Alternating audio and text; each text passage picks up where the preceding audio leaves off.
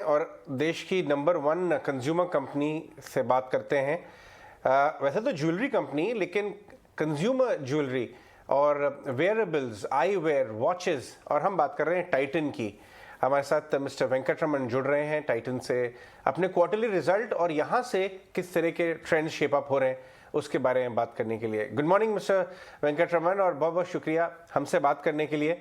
Good morning. आपका काफ़ी healthy और सेटिस्फैक्ट्री क्वार्टर था, लेकिन जैसा कि देखा कि बहुत सारे चीज़ें प्ले अप हुई, थोड़े चैलेंजिंग बना दिया इस क्वार्टर को।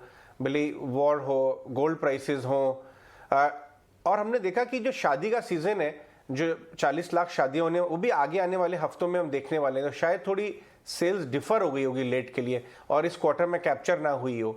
तो अगर आप हाईलाइट बताएं कि इस क्वार्टर में किस तरह से आपने जो नंबर्स अचीव किए, और आपको आगे आने वाले क्वार्टर्स में एक सिग्निफिकेंट मीनिंगफुल इंप्रूवमेंट दिखता है क्या? Good morning Ajay. हमारा अप्रोच हमेशा ऐसा ही रहा है कि हम जो चीज हमारे कंट्रोल पे नहीं है उसके बारे में हम ज्यादा चिंता नहीं करते हैं। तो कोविड आ गया था जनवरी 22 में, उसके बाद जंग चल पड़ा यूक्रेन और रशिया के बीच, उसके कारण गोल्ड प्राइस की अप डाउन हुई मार्च में, उसके कारण कस्टमर सेंटिमेंट में बहुत टेंशन चला, इसीलिए वो डिमांड के ऊपर दबाव चली। तो डेफिनेटली क्वार्टर 4 का ओवरऑल कस्टमर सेंटिमेंट और डिमांड सिचुएशन में प्रेशर आ गया था, लेकिन हम ज्यादा ख्याल रखते हैं कि हमारा कंपेटिटिव सिचुएशन कैसा चल रहा है। तो उसमें तो हमारा उम्मीद है, कॉन्फिडेंस है कि हम आगे बढ़ते जा रहे हैं। तो FY23 के नजरिया से हम देखें तो एकदम कॉन्फिडेंट सिचुएशन पे है। जैसा जो भी अंडरलाइंग फैक्टर्स थे क्वार्टर 4 में वो निकल गए हैं। मतलब कोविड का डर तो बहुत ही जा चुका है, कस्टमर्स पब्लिक ने नॉर्मल लाइफ शुरू कर दिए हैं मोस्ट ऑफ द कंट्री, और अप्रैल महीने में उसका असर भी मिला है। अप्रैल अच्छा शुरुआत हुई है FY23 के फर्स्ट मंथ, और जो भी इनेबलिंग कंडीशंस होना चाहिए वो हो रहे हैं, और हमारा उम्मीद है और कॉन्फिडेंस है कि आने वाला साल तो बहुत ही अच्छा रहेगा। Good morning, Mr. Venkatraman. Good to hear the positive words. But अगर हमें यहाँ पे कैटेगोरिकली आपसे थोड़ा सा और डिटेल्स चाहिए हो, क्योंकि हमने देखा कि जिस तरह से EBITDA और मार्जिन थोड़े मिस रहे हैं आपके, चाहे वो वॉचेस सेगमेंट हो, चाहे आपकी आईवेयर सेगमेंट हो, ज्वेलरी पर भी थोड़ी सी आपकी यहाँ हिट रही है आय रेवेन्यू। रीजन उसका आपको क्या लगता है कि because of this geopolitical tension जो सोने में इतनी फ्लक्चुएशन थी, क्या वो एक बड़ा रीजन था कि डिमांड हैम्पर हुई है? Actually thank you Priyanka. हम हमेशा साल की बात करते हैं, साल की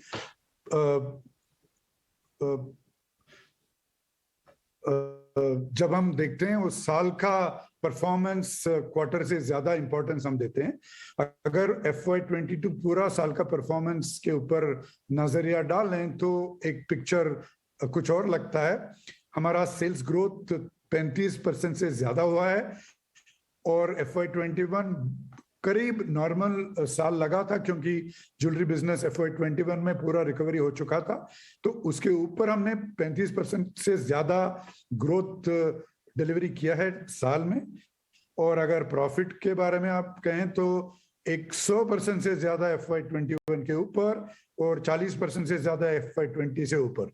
तो मतलब साल की तरफ से हम देखें तो एकदम सेटिस्फाइड हैं, और क्वार्टर 4 की तरफ से देखें तो भी सेटिस्फाइड है, क्योंकि जो भी उस समय हुआ था वो हमारे कंट्रोल से बाहर था।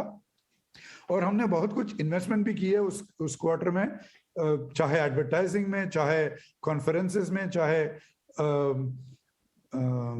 डिजिटल इन्वेस्टमेंट्स में, ताकि हमारी FY23 और FY24 का शुरुआत प्रिपरेशन बेहतर होगा। तो we are very very satisfied. जब आपकी नजरिया से आप देखें तो एबिट मार्जिन कम बढ़ा है, लेकिन पूरा साल अगर गिन के देखें तो कुछ और निकलता है। So we are very very happy and satisfied. और एक और बात है कि हम एक बड़ा ज्वेलरी कंपनी है, लेकिन उसी समय हम आईवेयर कंपनी, आई केयर कंपनी है, वॉचेस कंपनी है, नए नए बिजनेस में कदम रखे हैं, जैसा परफ्यूम्स अभी इंटरनेशनल में शुरू किया है, और साड़ियाँ मार्केट में भी स्टेप रखे हैं हमने, तो उसके लिए हमने इन्वेस्टमेंट करना चाहिए। तो ज्वेलरी का ओवरऑल अपॉर्चुनिटी हमको एक मौका देता है कि हम एक वॉर चेस्ट बनाएं ज्वेलरी के थ्रू, जिससे हम वो बैलेंस बिजनेस को सपोर्ट करें। तो कभी कभी वो बैलेंस बिजनेस का आगे पीछे होता है, लेकिन हम पूरा कंपनी की तरफ से अगर देखें तो एकदम एक ही ट्रेजेक्टरी पे चल ही रहा है।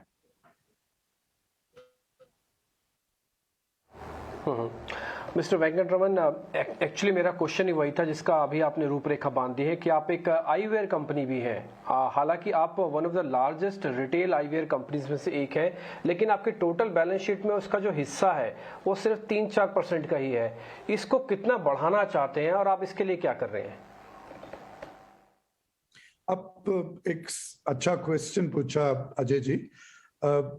इसमें एक चीज है, अगर आप पूरा आई केयर इंडस्ट्री का साइज देखें और पूरा ज्वेलरी इंडस्ट्री का साइज देखें, तो द शेयर ऑफ ये eye care industry to the jewellery industry वो 10% से कम है, शायद 6-7% ही होगा।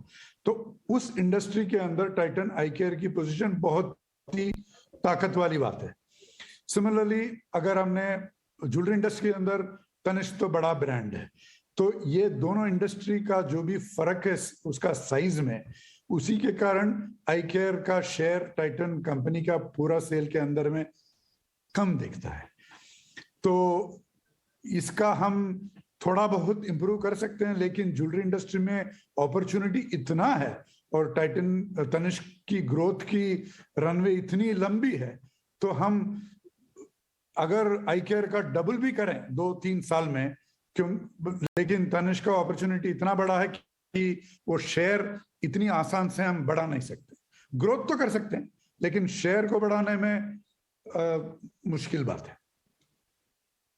वेंकटरमन साहब, आपको जाने देने से पहले एक आपसे सवाल मैं पूछना चाहूंगा। अक्षय तृतीया की सेल्स कैसी हुई? इंडस्ट्री वाले लोग बता रहे हैं हमें कि काफ़ी अच्छा डिमांड इंप्रूवमेंट देखा, और क्योंकि आप एक ऐसी कंपनी है जो यंग जनरेशन बहुत ज़्यादा, आपके सारे प्रोडक्ट लाइन अंडर 35-40 शायद ज़्यादा इस्तेमाल होते होंगे, उनके बीच में सेंटिमेंट कैसा है कंजम्पशन का, डिमांड का? एक तरफ तो अनप्रेसिडेंटेड जॉब हंट्स हो रही हैं और वेज हाइक्स, सैलरी हाइक्स हो रही हैं जो शायद उनके जेब में पैसा डाल रही हैं, दूसरी तरफ इन्फ्लेशन भी काफ़ी ऊपर है। तो आपकी क्या आप क्या ऑब्जर्व कर रहे हैं नीचे ऑन ग्राउंड? डिमांड हेल्दी है, बॉयंट है, या कॉशियस हो गई है? नहीं, डिमांड तो बहुत ही अच्छा है। जैसे हमने कल अर्निंग्स कॉल में बताए थे कि अप्रैल महीने बहुत ही सेटिस्फाइंग हुआ है, और हम बहुत ही कॉन्फिडेंट हैं FY 23 का शुरुआत एकदम अच्छा हुआ है, और हमारा जो भी भरोसा था साल शुरू होने से पहले, उसका रिकन्फर्मेशन मिली है अप्रैल खत्म होते वक्त। और कल अक्षय तृतीया जो हुआ है वो और रिकन्फर्मेशन उससे मिला है कि हम इस साल का कदम बहुत ही अच्छा कदम उठाए हैं, और साल भी बहुत अच्छा होगा। जो आप कह रहे हैं कि यंग पीपल की सेंटिमेंट्स, वो भी अच्छा है। अक्षय तृतीया तो एक ज्वेलरी कैटेगरी का दिन है, बाकी कैटेगरीज में उतना उसका स्पेशल इफेक्ट नहीं है। और इसके अंदर कैरेटलेन और मिया 2 ब्रांड्स हैं हमारी, ये दोनों युवा सेगमेंट को टारगेट करते हैं, और वो भी अच्छे किए हैं कल। और तनिष्क ब्रांड तो उतना फोकस नहीं है for youth, it is a more broad base, क्योंकि 40 से ज्यादा 50 साल से ज्यादा लोग, उम्र के लोग भी ज्वेलरी लेते हैं, तनिष्क लेते हैं। बट ओवरऑल सेंटिमेंट बहुत ही पॉजिटिव है, और अक्षय तृतीया के बाद और कंफर्मेशन हमें मिला है कि साल की शुरुआत बहुत ही अच्छा हुआ।